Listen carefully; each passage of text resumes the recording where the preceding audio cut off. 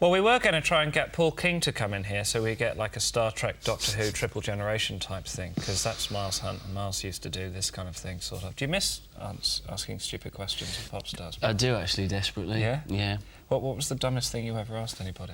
What was the dumbest thing you ever asked anybody? Yeah, well, actually, I said to, what's his name, Dave, his surname possibly begins with B, who was in Mercury Rev and then did whatever that thing it was that he did. There you go, this is how much it all stayed with me. Commercial one. Anyway, Shady, and it was a brilliant record, and he came in... Dave Baker from Shady, that's right. He came in when was really jet-lagged. And he got in the middle of like this situation, he got a camera out and just took a picture of me while we were filming.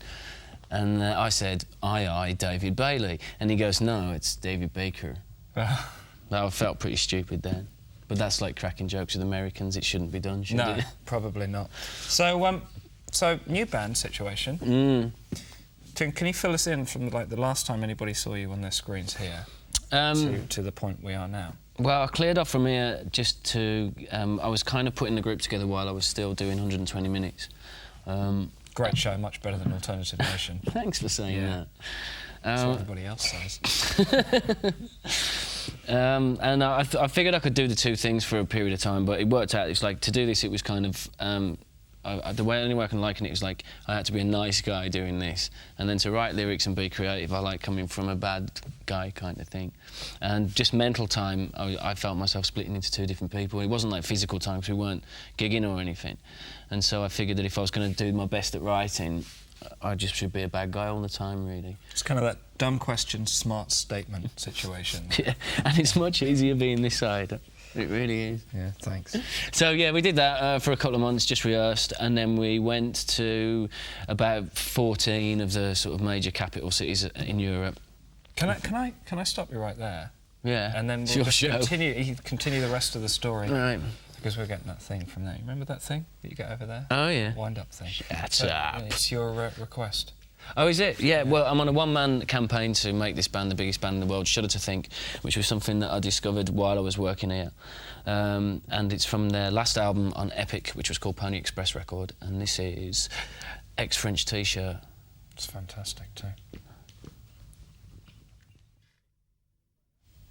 So that was Shudder to Think, Miles, and we just got to the point where you were just going around every major city in Europe. Oh, yeah. Yeah, we did clubs, essentially, and we had Billy Duffy from The Cult playing guitar with us then. He was with us for about 2 or 3 months, which was fantastic for me because I was such a big fan, and to look over my left shoulder each night, the Bill laying it down, that was a thrill. Did he cast a shadow?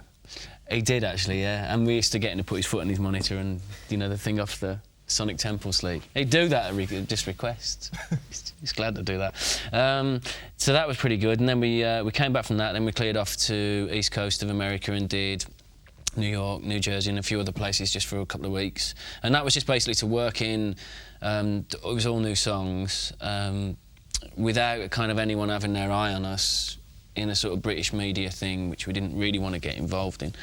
And now that choice has been made for us because they don't want to get involved with us, so it's all very mutual. That's no great loss, to be honest. No, I don't think so. So we just did that, and then we spent the end of the year, this is last year, writing. And then we recorded a record in April with Steve Albini at Abbey Road. That came out... There's quite an interesting combination there, isn't it? Steve Albini at Abbey Road. Yeah. I know, well, it was his choice, you know. He's in the big rooms because his whole thing is he records a band live, and in a big room with lots of sort of what do you call it, acoustics and whatever. And he throws about 20 mics up all around the room, and then in individual instruments and stuff. He has a big place in Chicago, but I think he likes coming to England, and also for everyone, it kept the costs down, him coming to England. He's actually really considerate on that front of, you know, you don't want to do that, it's going to cost you too much money. And it's like, well, that's not really your problem, is it? So that was great, and he'd done the Auteurs record there, and that was how we got a liking for it. So, yeah.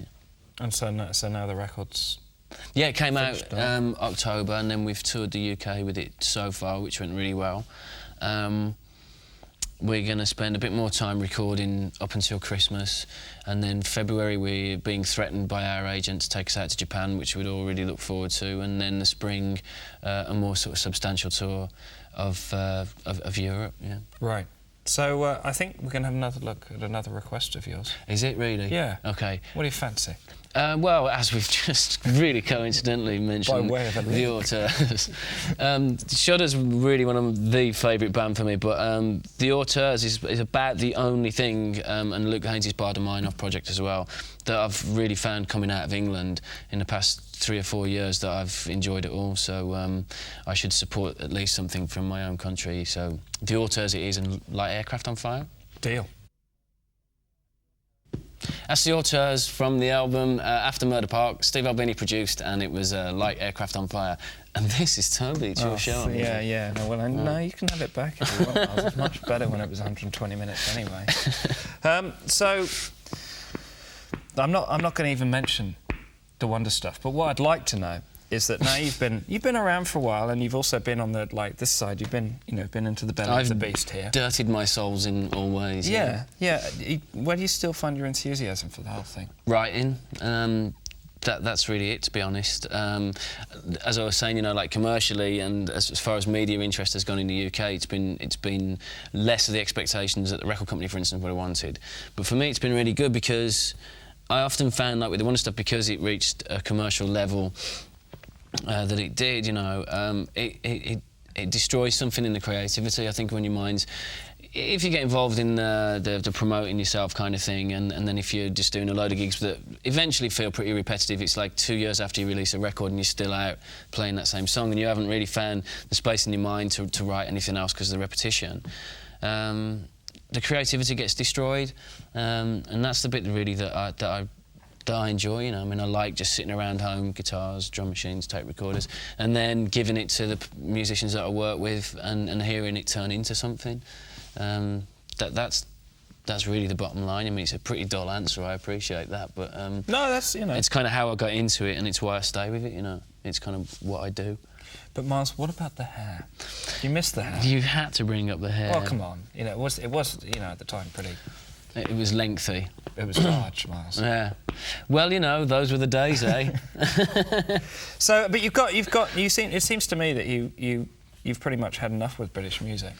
Not particularly. You live in hope, I mean, Tank, our manager, and we run a label, and we're constantly out looking for things. It just seems to be pretty thin on the ground at the moment, and the huge success of the current style of Britpop and throwing it back to the 70s and the 60s and the influence that is in the UK at the moment, it's still going on with really young bands. They've seen that's a route to success. And so that's what people are doing, which is a bit disappointing, but Pants, really, isn't it? Yeah, you do your best. I mean, we've released 3 records. By January, I've released 3 records on the label that are all by US bands. And it's us trying to do our little bit to turn people on to there is life outside of the work of Ray Davies and the Beatles, which is fantastic stuff, but please, there is more, Yeah, that's quite enough of that. Yeah. So, well, thanks so much for coming. That's all right, thanks. Job for a second. Thanks for having us, you slag. Yeah, cheers. So it's you again, isn't it? What? Well, the next video. Oh, is it me? Is it really? Oh, yeah, this video was shot by a guy called Brian Griffin. And he was the photographer that did all of the first 3 Echo and the Bunnymen album sleeves. And that's generally what he does. He just does photography, books of photography. And he did 1 video, I think, in the last 2 years, and then he did, I think, The Killing Moon for the Bunnymen years ago. And we dragged him out of video retirement to do this. And as you kind of see, there's lots of stills, lots of non-action moments. But it was a thrill working with him, and hopefully we'll get to do it again. So, all right. Single's called Life Before You, but you can do that. So this is Miles Hunt and his Ventful 1 with Life Before You. See, you're much better than Thanks. I am. Yeah.